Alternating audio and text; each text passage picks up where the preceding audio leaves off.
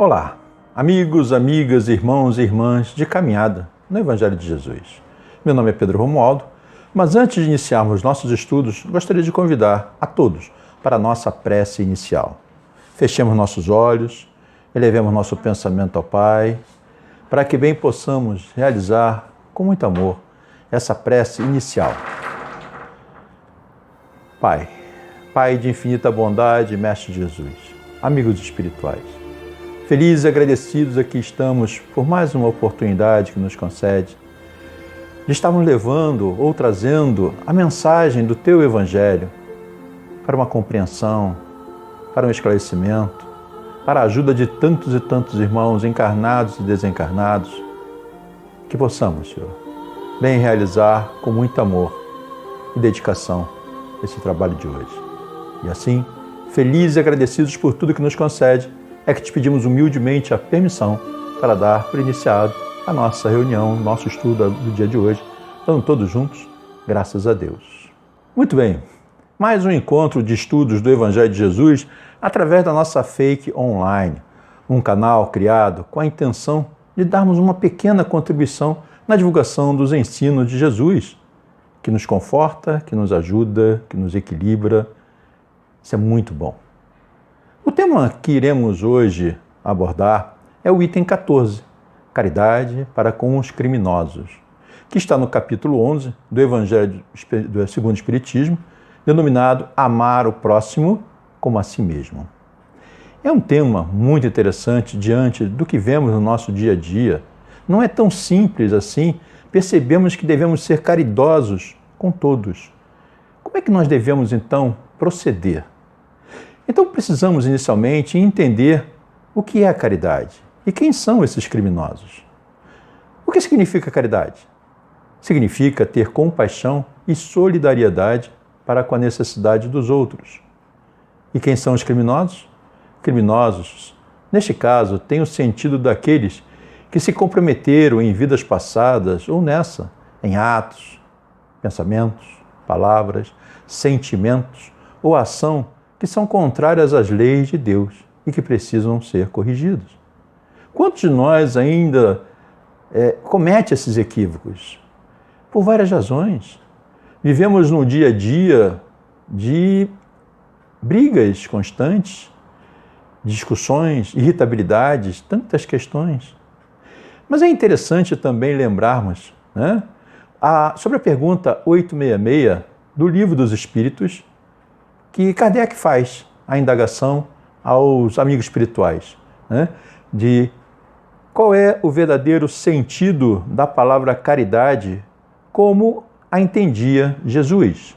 Resposta: benevolência para com todos, indulgência para as imperfeições dos outros e perdão das ofensas. É interessante, que ela se desdobra, mas aí uma pitada a mais, para que nós ainda tenhamos uma certa visão. Ele, na pergunta 887, ele coloca que Jesus ainda nos ensinou que devemos amar os nossos inimigos. Esse é aquele sentido maior que Jesus colocava. Amai-vos uns aos outros como irmãos. E aí é interessante, como é que nós vamos então entender a amar, se nós temos ainda, seja aqueles que estão próximos e aqueles distantes, se nós não entendemos bem o que significa essa caridade. Jesus diz que é a benevolência, a indulgência e o perdão. E o que é benevolência? Senão a vontade de fazer o bem. Nós devemos ter isso enraizado em nós, que a benevolência significa a prática de fazer o bem para o próximo. E a indulgência é a compreensão às faltas alheias. Aqueles que às vezes nos prejudicam, nos causam dor, sofrimento. E o pior de tudo é que muitas vezes nós mesmos imaginamos que aquele irmão está conspirando contra nós, que está fazendo alguma coisa contra nós. Na verdade, a gente não para para perceber que às vezes não está acontecendo aquilo. Vai muito mais da nossa mente, da nossa preocupação. E o perdão das ofensas? É uma outra compreensão das ações e faltas praticadas por eles. Então, amar aqueles que estão à nossa volta, como filhos, esposa, marido, pai, mãe, amigos e outros. É muito fácil, muito simples amar. E como amar aqueles indiferentes? E pior, aqueles que direta ou indiretamente fazem mal a nós? Não é simples, dá trabalho. Olhando para os tempos atuais, as pessoas estão muito mais irritadas, nervosas, impacientes, imediatistas, em quererem soluções do seu jeito, o que se torna mais desafiador ter a caridade para o próximo.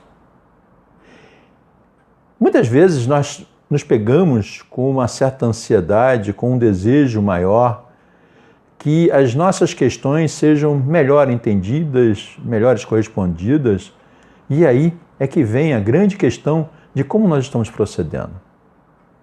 Mas precisamos entender que o primeiro criminoso sou eu.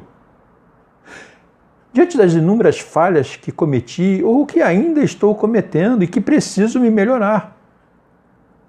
Bem como devemos observar que o primeiro a trabalharmos a caridade é conosco mesmo. Quantas falhas nós ainda temos? Quantos de nós, em razão dos problemas existenciais, seja em relação à saúde, o relacionamento, o profissional, o financeiro, o nosso temperamento, o nosso insucesso, nos trazem dor e sofrimento. Consequentemente, somos indiferentes às dores dos outros. Percebamos isso. Quando nós estamos vivenciando uma dor, um sofrimento, em relação à saúde, em relação ao insucesso profissional, financeiro, não entendemos que outras pessoas também têm sua dor, têm o seu sofrimento. Só que nós entendemos que a nossa dor é maior que a do outro. É mais fácil julgarmos as dores dos outros como simples ou pequenos, mas a nossa é insuportável, é enorme. Podemos, inclusive, chegar a ter uma visão equivocada, chegando às raias da impaciência aos desígnios de Deus, em achar que Ele não está olhando para nós e porque devo olhar para a dor do meu próximo. Se eu não estou sendo olhado, amparado por Deus, por que eu devo fazer isso? É um grande equívoco, meus irmãos, pensar dessa forma. Nós não estamos passando por um momento que não tenhamos a responsabilidade. Somos verdadeiramente os responsáveis pela nossa dor, pelo nosso sofrimento. Muitas vezes essa dor, esse sofrimento, essa situação toda, conforme se estuda no Livro dos Espíritos, há uma necessidade. Essa necessidade, às vezes, que a questão, por exemplo, financeira, muitas vezes a gente não entende que nós ainda não estamos com a capacidade de termos uma condição financeira, a exemplo de ganhar na Mega Sena, porque ainda estamos cometendo equívocos, não saberíamos lidar com isso. Às vezes é uma prova que nós precisamos ainda abraçar, saber administrar o pouco para administrar o muito. Então nós temos que mostrar a Deus o quanto nós já estamos diferentes, melhores, já conseguindo exercer, praticar aquilo que nós nos comprometemos. Mas quando eu consigo me enxergar e mudar, terei mais chance de ser caridoso para com o próximo. Porque enquanto eu percebo que não é a minha dor igual à do irmão, é problema. Entender que somos a causa das nossas aflições, que nada acontece realmente por acaso. Muitas vezes achamos que realmente é porque nós não temos a nossa fé firme ou por não estarmos conectados com Deus. E aí sofremos mais ainda. E não é por aí. Em pensar assim, nós estaríamos, digamos assim, renegando tudo aquilo que já estudamos, já aprendemos, que estamos vivenciando. Se nós fôssemos olhar nesse sentido de que, como eu não estou me conectando a Deus, por isso que eu estou sofrendo, porque eu não estou vivenciando a palavra de Deus, os ensinos de Jesus, Vamos imaginar Padre Marcelo Rossi, ou mesmo Padre Fábio de Mello, não teriam depressão, não teriam problemas, né, nessa ordem, como se vê. Então, eles estão conectados, vivenciando, estudiosos como são, as leis de Deus, como passariam por isso? O fato é que nos deixamos tomar por tantos pensamentos ruins que bloqueiam os pensamentos esclarecedores. Ou seja, precisamos parar de observar o que está me levando a repetir determinadas ações. Ações ruins que fazem com que haja uma repetição. Por isso a ideia da reencarnação, de voltarmos, né, àquele momento que cometemos o erro, para que nós possamos agora nos melhorar, dar um outro rumo, não cometer mais aquela questão. E é interessante, a virada da chave é você se preocupar com você. Alguns dizem que o câncer, por exemplo, é uma doença para você olhar e cuidar de você. Que muitas vezes você não está se vendo, você não está se cuidando, você está muito preocupado com o externo, preocupado com as coisas materiais, preocupado com outras questões que você não se observa. E o câncer faz com que você pare, ainda que haja uma dor, um sofrimento. Mas é necessário para que você se dê um tempo, para que você possa se observar. Se essas doenças nos trazem outra postura de olhar a vida, de aproveitar cada momento, daí quando você consegue essa compreensão, consegue ter uma nova atitude e até sentimentos diferentes com a dor do outro. É interessante quantas vezes determinadas doenças, pessoas que passam por situações de doença, se sobrepõem à postura de orgulho, de prepotência, modificam. É lógico, e tem aquelas pessoas que passam pela dor de uma doença, pelo sofrimento, fazem promessas, digamos assim, de que não mais agirá daquela forma, não mais adotará determinadas posturas.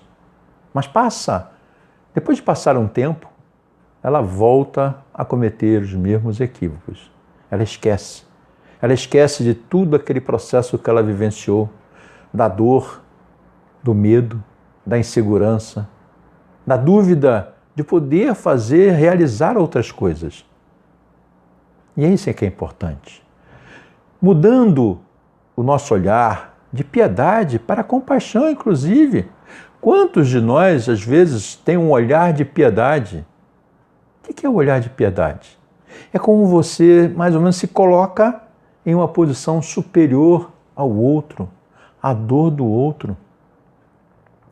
Isso não é, digamos assim, aceitável.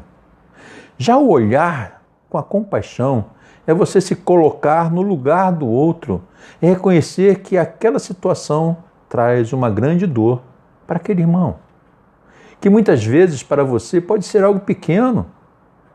E aí basta lembrar o que Chico Xavier dizia com muita propriedade: toda dor é dor. Toda dor é dor que deve ser respeitada, que deve ser olhada, que deve haver uma preocupação. Seja a dor física, a dor mental e mesmo a dor espiritual, precisam ser melhor compreendidas. Quantos de nós, às vezes, olha um irmão com um problema físico, né, e se faz julgamentos equivocados?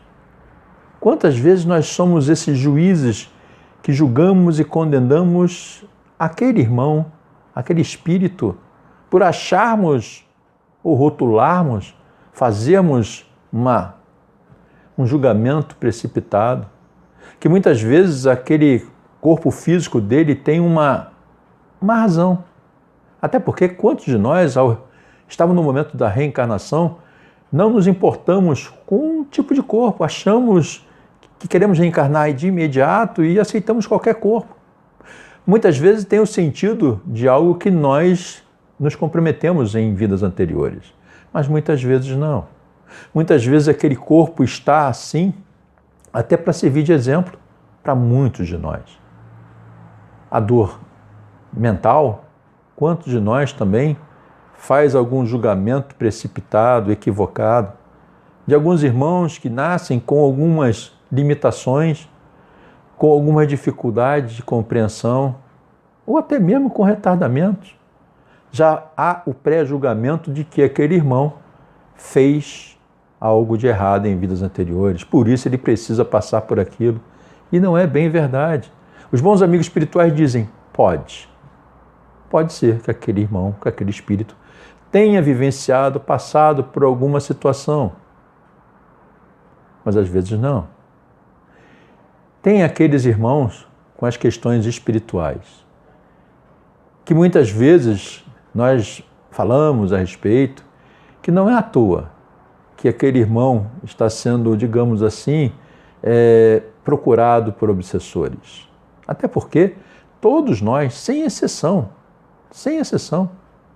somos procurados por esses irmãos, chamados obsessores, que nada mais são que espíritos como nós, ignorantes das leis de Deus como nós, que pecam, que erram, que cometem seus equívocos. Daí a caridade que Deus coloca é algo sublime. No Livro dos Espíritos, no Evangelho segundo o Espiritismo, nessa passagem do item 14 do capítulo 11, amar ao próximo como a si mesmo, os amigos espirituais dizem o seguinte: a verdadeira caridade constitui um dos mais sublimes ensinamentos que Deus deu ao mundo. Completa fraternidade deve existir entre os verdadeiros seguidores da sua doutrina. Deveis amar os desgraçados, os criminosos, como criaturas que são de Deus, às quais o perdão e a misericórdia serão concedidos, se arrependerem, como também a vós, pelas faltas que cometeis contra a sua lei. Então o chamamento é que Deus, Ele, pela sua misericórdia, Ele tem a caridade para esses irmãos, encarnados, desencarnados, aqueles que rotulamos como criminosos, que nós somos criminosos. Quantas questões nós mesmo cometemos de equívoco, que praticamos, voluntário ou involuntariamente? Isso é que é o problema. São irmãos, então, que precisam de ajuda e não de sermões, meus irmãos. Ou mesmo da indiferença. O fato de terem comprometimentos kármicos não nos dá o direito de julgarmos, criticarmos ou condenarmos. Se bem observarmos, cada um de nós possui a sua cruz. Lembrar que quando Jesus carregava a sua cruz e fraquejou, caiu, foi ajudado por Simão de Cirineu, boa parte da sua via crucis. O que significa isso? Quantos de nós, também com as nossas cruzes, caímos, fraquejamos, temos medo, dor, questionamos?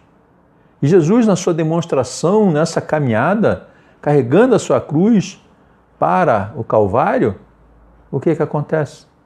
Ele tem a ajuda de um outro irmão. Olha o exemplo, que nós também precisamos praticar isso. Outro exemplo também que a gente pode lembrar é na parábola do bom samaritano. O bom samaritano, ele socorre aquele que está abandonado à própria sorte, que foi roubado, que apanhou, que estava lá no chão.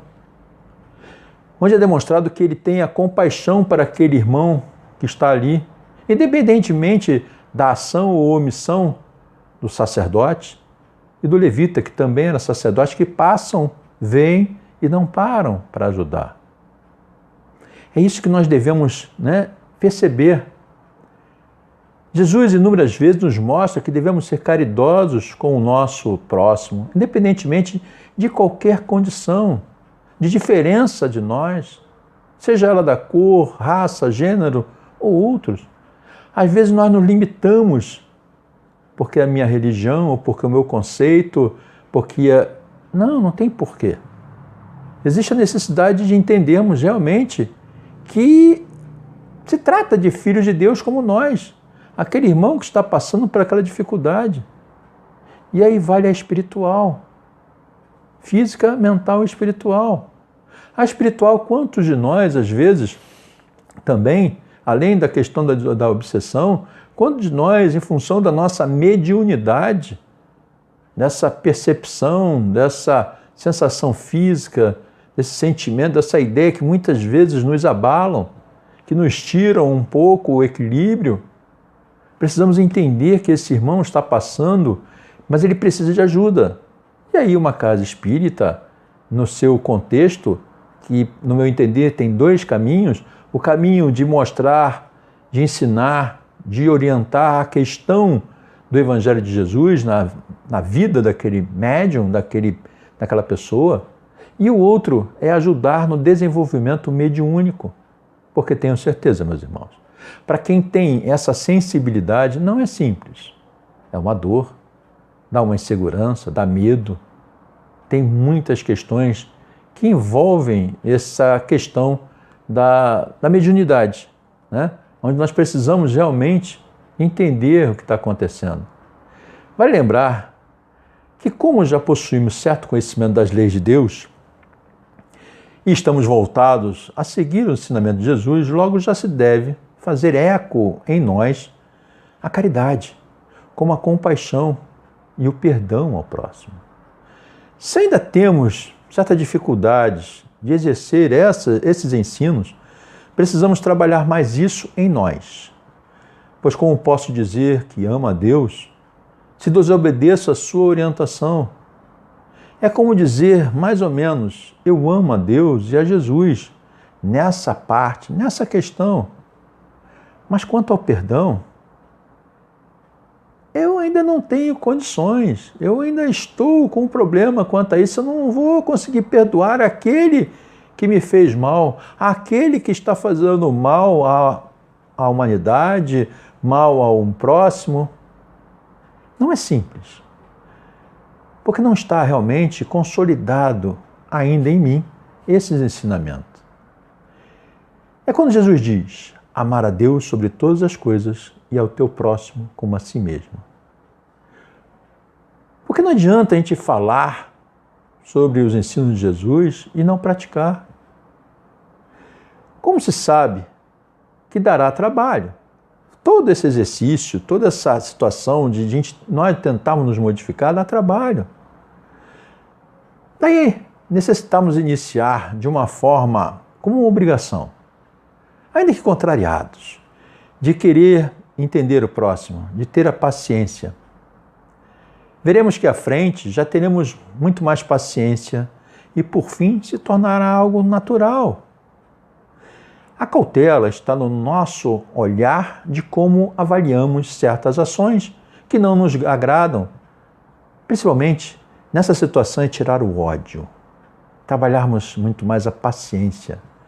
Devemos realmente trabalhar melhor o amor que existe em nós, por sermos centelhas divinas de Deus. E não termos aqueles pensamentos de que as pessoas que não fazem do meu jeito, que não pertencem ao meu grupo, não merecem o meu olhar, não merecem a minha caridade, não merecem a minha compaixão, não merecem a minha paciência. Não podemos esquecer que o fato de ser diferente, todos são filhos de Deus e que Ele tem compaixão para com todos. Daí, precisamos ter um melhor olhar para as imperfeições alheias e sermos mais exigentes com as nossas melhoras, para que realmente possamos melhorar, possamos crescer, possamos modificar todo esse contexto. É interessante que ele ainda chama a atenção o seguinte, no livro do Evangelho segundo o Espiritismo, nesse capítulo. Não julgueis, não julgueis absolutamente, meus caros amigos, porquanto o juízo que proferirdes ainda mais severamente vos será aplicado e precisais de indulgência para os pecados em que sem cessar incorreis. Ignorais que há muitas ações que são crimes aos olhos de Deus, de pureza, e que o mundo nem sequer como faltas leves considera. Tem coisas que a gente às vezes não percebe, que nós estamos infringindo a lei de Deus. Né? São olhares que precisamos, fazemos como Jesus coloca: orai e vigiai. Orar os nossos pensamentos, nossas ações, nossas atitudes, nossos sentimentos, nossas palavras. Quantas vezes as nossas palavras com aquele filho, com aquele irmão, com aquela esposa de intemperança. Aquele filho que às vezes não sabe fazer o cálculo de matemática, mas ele é bom em português. E às vezes a gente não percebe, e às vezes, pior ainda, nesses momentos temos um roupante. Agredimos com palavras, humilhamos. Poderíamos estar ali causando um futuro drama para aquele espírito, aquele filho. Crianças, né, que vão crescer com muita dor, com muito medo, com muita insegurança. Essa paciência, essa tolerância tem que ser o nosso dia a dia. Aquela esposa, aquele marido, aquele irmão, aquela mãe, aquele pai, que esquecemos que aquele pai, aquela mãe, ao longo de muitos anos se dedicou, abriu mão de muitas coisas. E hoje, pela minha postura, pela minha condição de achar que eu sou superior, que eu estou numa condição melhor, não tenha paciência, não tenha compaixão, não tenha compreensão. Ajo como se fosse uma pessoa qualquer. E isso é importante nós lembrarmos o quanto nós precisamos trabalhar isso dentro de nós. Estarmos vigilantes, atentos ao que nós verdadeiramente estamos fazendo. Todos nós, independentemente da religião, mas que estamos professando os ensinos de Jesus, precisamos nos policiar mais, observar mais, entender mais a mensagem de Jesus. Falando de uma outra parábola, poderíamos falar sobre a parábola da figueira, a figueira estéril. O que significa aquilo? Aquela figueira que não estava mais, ou que não produzia e que não estava fazendo o que deveria fazer, o que Jesus manda fazer? Se não, decepá-la, tirar, arrancá-la.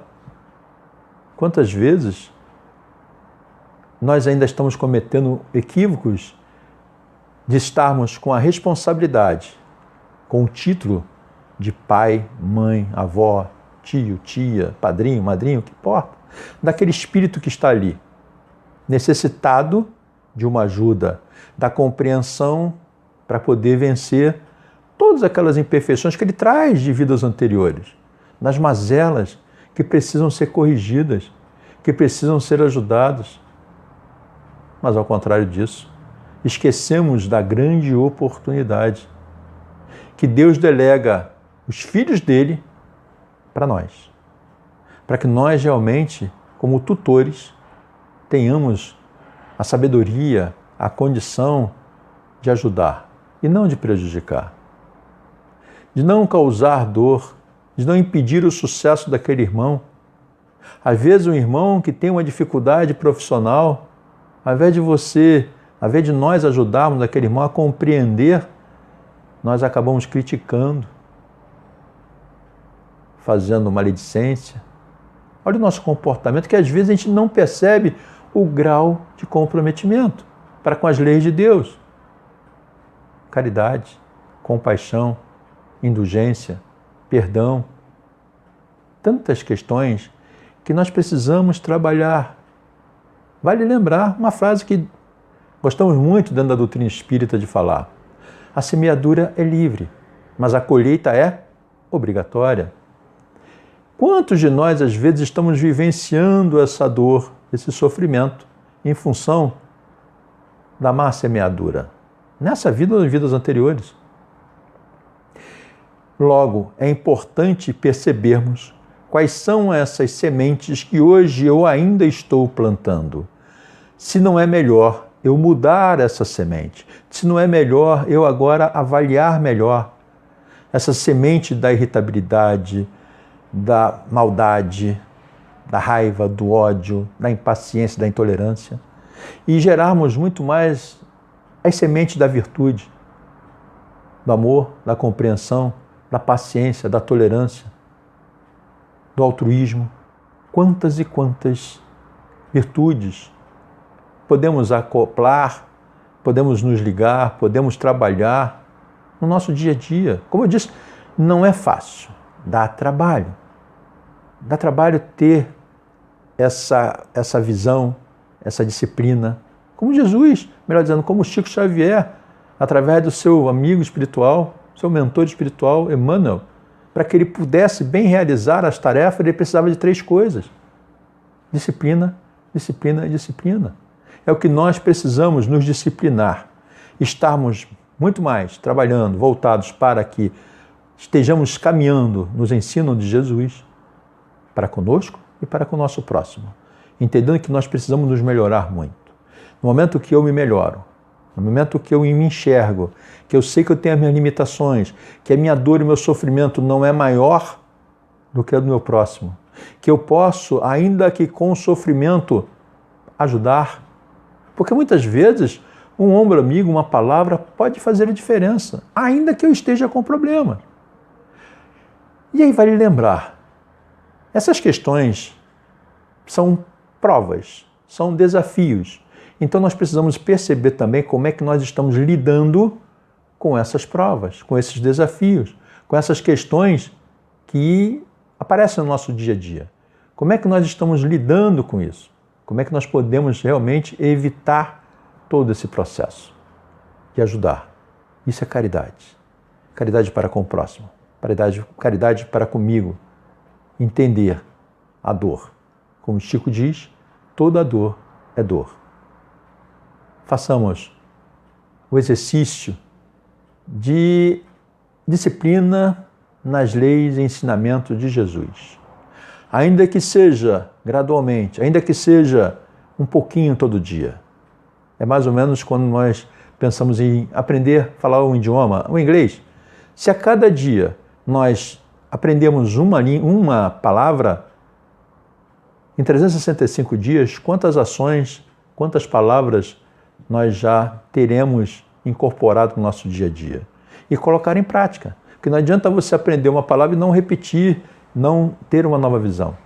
Então é mais ou menos isso que eu gostaria de passar para vocês, o sentido da caridade. Num todo, o que precisamos realmente entender sobre caridade. Estamos chegando ao final, mas antes de tudo, antes de fazermos a nossa prece de encerramento, mais uma vez, gostaríamos de agradecer a todas aquelas pessoas que têm nos ajudado, seja com as doações financeiras, seja comprando produtos na nossa cantina, na nossa livraria, no bazar. Por que eu digo isso? Porque nós somos uma instituição sem fins lucrativos.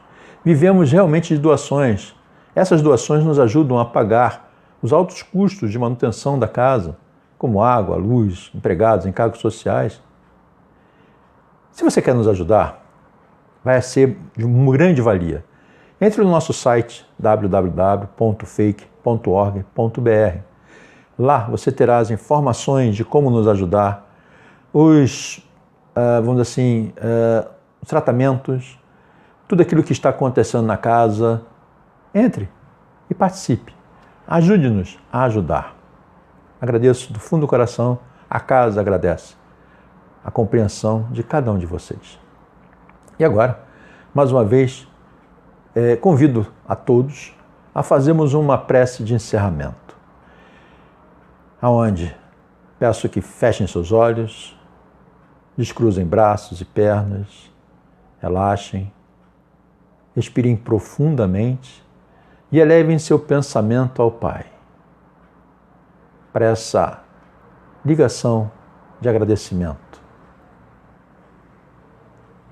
Pai, Pai de infinita bondade, Mestre Jesus, amigos espirituais, felizes e agradecidos, aqui estamos, por toda essa oportunidade, pela mensagem que o Senhor nos concede a estudarmos, a tentarmos trabalhar a compreensão, a trabalharmos no nosso dia a dia. Fortalece a cada um de nós, Senhor. Obrigado por confiar em cada um, na expectativa dessa elevação, dessa paz, dessa vitória, desse equilíbrio, que essas energias que estão sendo produzidas agora por nós, todos nós, abençoadas pelos bons amigos espirituais, por Deus, por Jesus, possam ser o remédio lenitivo, curativo a cada um de nós, encarnados e desencarnados, que possam se elevar, que possam se melhorar. Aqueles irmãos que se encontram em asilos, orfanatos, presídios, debaixo de pontes, hospitais, que possam também receber. Aqueles irmãos que nós gostaríamos muito que estivessem ouvindo, participando, possam receber. Aqueles que desencarnaram recentemente, em qualquer lugar do planeta, possam ser ajudados, amparados e acolhidos numa colônia espiritual. E aqueles que aqui ficaram, pelo sentimento de perda, possam entender que isso é temporário e que nós possamos estar em breve todos juntos. E assim, felizes e agradecidos por tudo que nos concede, é que te pedimos humildemente a permissão para dar por encerrado o nosso estudo do dia de hoje, dando todos juntos graças a Deus. Meus irmãos, agradeço muito a cada um de vocês, que estejamos juntos num próximo encontro, que Deus os abençoe, um beijo no coração de vocês e fiquem em paz. Até um próximo encontro. E obrigado.